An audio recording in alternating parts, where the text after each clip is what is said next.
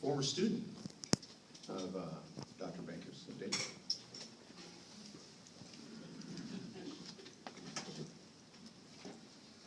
Thank you.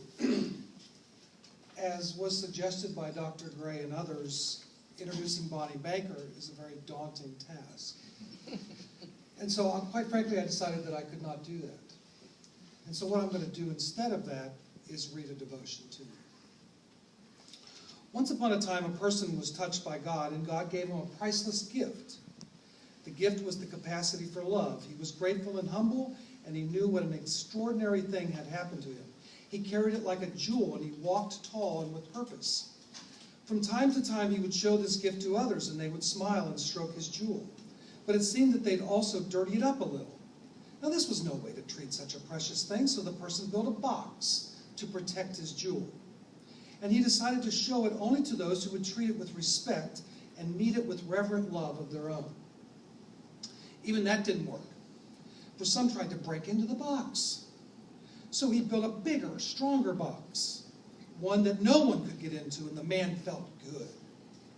At last he was protecting the jewel as it should be. Upon occasion, when he decided that someone had earned the right to see it, he'd show it proudly. But they sometimes refused, or kind of smudged it, or just glanced at it disinterestedly. Much time went by, and then only once in a while would one pass by the man, the aging man. He would pat his box and say, "I have the loveliest of jewels in here." Once or twice he opened the box and offered it, saying, "Look and see, I want you too."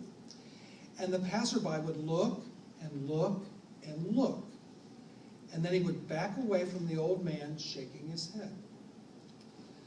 The man died and went to God, and he said, "You gave me a precious gift many years ago, and I've kept it safe.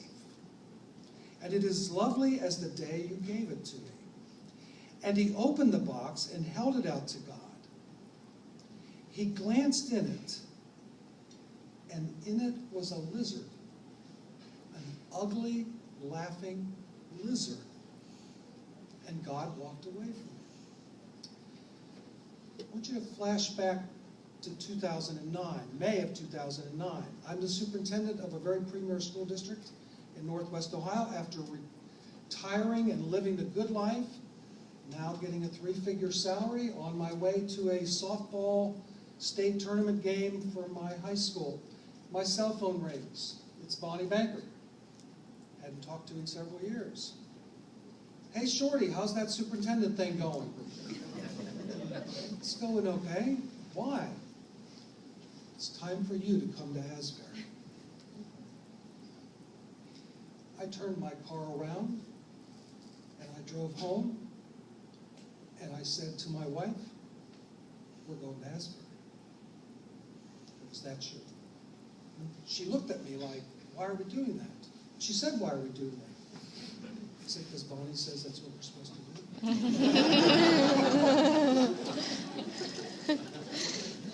Why would we do that? Because in 1971, when I came here as a student, I learned that Bonnie Banker did not have a box. God had given her gifts, but she didn't have a box to put them in. So she gave them to us, her students.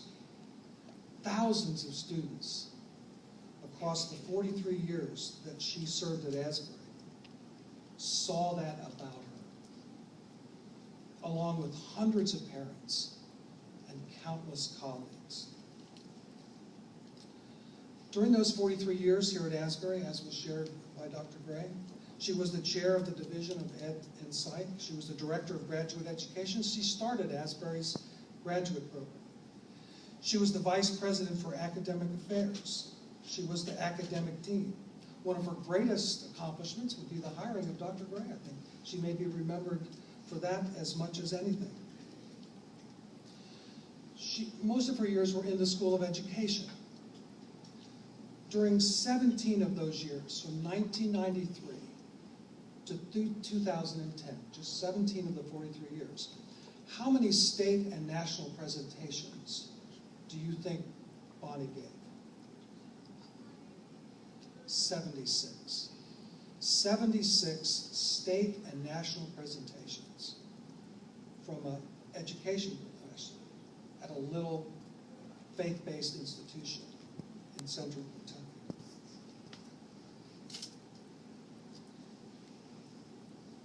Now let's flash back to 1971, when I was a student here, along with Tim Crook. Bonnie Baker read to us from this book right here. This is the very book that Bonnie read to us. The devotion that I read was a devotion that I heard her read many times, and then talk to us as students about making sure that the gifts that God gave us, we did not put in a box. I want to read another devotional. This is Bonnie's favorite devotional, and there's only one reason I know that. Well, there's two reasons, actually. One is the book opens right up to this page. So I know she used this devotion a whole lot. Also, the pages are worn right down here where her thumbs are, where she holds this book. But I remember her reading us this devotion back in 1971. It's called Bits and Pieces. People. People important to you, people unimportant to you cross your life. Touch it with love and carelessness and move on. There are people who leave you and breathe a sigh of relief and wonder why you ever came into contact with them. There are people who leave you and you breathe a sigh of remorse and wonder why they had to go away and leave such a gaping hole.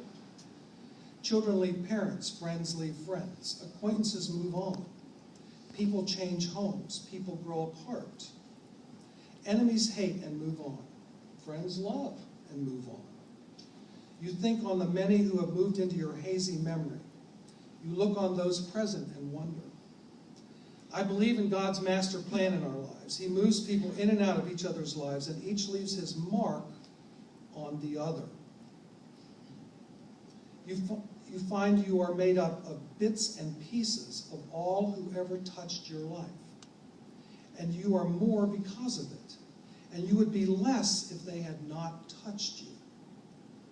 Pray God that you accept the bits and pieces in humility and wonder, and never question, and never regret. For Dan Strait and the rest of you that are taking notes, here's the point. So write this down. It's going to be on the final, Dan. It's going to be on the final. Bonnie, I think it's important for you to understand tonight that, like literally thousands of students and hundreds of parents and countless Asbury colleagues, we thank you for the little bits and pieces of your life that you've left with us. We will never wonder. We will never question. And we'll never regret it. Thanks very much.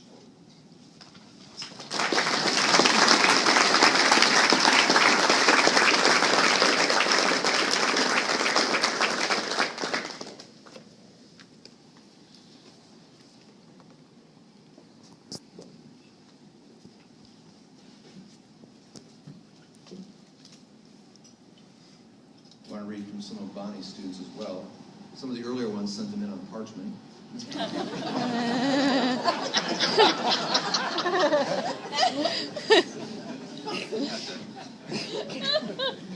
Bonnie started here when the Dead Sea was sick.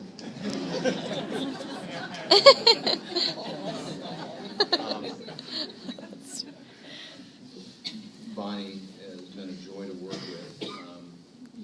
When I first came here 7 years ago as provost, I learned a lot about being a provost from my secretary, who had served the previous provost for about 11 years at that point and served at Wheaton. But soon Bonnie became the academic dean, and it is so refreshing to have someone who served in that seat, who allows you to be yourself and doesn't tell you the way they did it. I think it was actually a while before I actually knew you had done this job.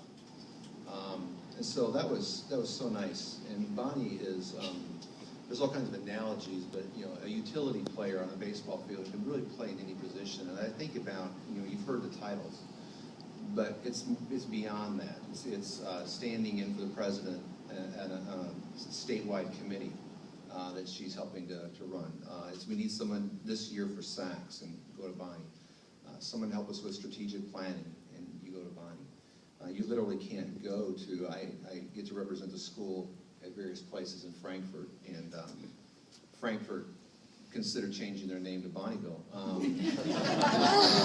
because she was up there so much, and you run into people all over, and that can be, as a provost, you never, when somebody says, oh, she works for you or already works for your institution, you hold your breath. That can be a good thing or a bad thing, but it's always a good thing. And but Bonnie has been a friend, someone who we can talk to in our office, and we can commiserate. And but one of the things I appreciate about Bonnie was, I heard this explained a while back. There's a CEO of a hospital said, I appreciate people who come in and say, we have a problem, but here's how I think we can fix it. And he said, and he went on to extrapolate that. He says, I have lots of people who come in and say, we have a problem. And they think that by sending an email or alerting you to the problem, they've done their job. As though as a CEO or as a provost or as a president, you need anybody to alert you to problems. But what they really appreciated about this person was, we have a problem. There was ownership. They owned it to the point where they identified that there was a problem. But then they can say, but here's how I think I can help you fix it. He said that difference is worth gold in a person. They don't just dump the problem and run and say, well, it's not in my job description. Bonnie would always come up with student issues that we're facing, registration problems, different issues, but it was always a matter of, now, I've got a solution to this, but I need to tell you what's going on. And she was always, I don't know if she thought I was going to jump out the window, which, from Hager would only cause damage. It wouldn't really be the final solution. But I've always appreciated that you were a problem solver, that you've taken me more or less under your wing, and I really appreciate that. But from students, Bonnie Banker was one of many education professors during the 1972-75 years. Yes, she stood out. Her presence made a room warm and alive. Her smile and her laugh were infectious. And I thought, what a great friend she would be. One of the first things I noticed about Dr. Banker was a kind word she always seemed to have for each of us. With such a friendly nature, she could usually be found chit-chatting with students after class. Her courses were of the practical side of education and not just theory. So I learned classroom management, use of instructional tools, developing organizational skills from her, so my own school day would flow smoothly. The class devotions were read from God is No Fool. I noticed she not only talked the talk, but she walked the walk, showing a wonderful Christ-like example in her daily walk. That's from Diana Fleeser. When I think of Dr. Banker, it makes me smile. Why? Because she has always been smiling at me. As a young student, learning the basics about how to become a good teacher, she encouraged me along the way with positive feedback, encouragement, and real-life examples. The joy of Christ was always shining through her, and has helped me to become a better person, teacher, and Christian woman. Her smile has always been genuine and contagious. The thing is, Dr. Banker didn't stop smiling upon me when I graduated from Asbury back in 1996. Instead, she kept loving me, praying for me, blessing, and yes, smiling on me as I became a wife, a teacher, a mother, a missionary, and now a pastor's wife. Sarah Mitchell Stahl-Smith, class of 1996. I dreaded Dr. Banker's 4-hour evening class after a typical day of extreme stress with behavior disabilities until I stepped into his presence through her. I soaked in the greater calling as Dr. Banker, opened with a prayerful prayer specifically for the teachers of Wilmore, and felt his grace when she broadened it into those present. How does one know the moment she finds herself in the presence of an angel? My experience is that such company changes you and therefore never leaves you. Dr. Banker's ongoing faith and actions lead professionals for kingdom work. Anita Bostrom. She didn't say what class that was. You were my mentor in kindergarten. I did my endorsement in kindergarten, and that is where my life began. I then taught kindergarten for 19 years. I loved every minute of it because of you. You gave me the drive to do the things I did in my classroom.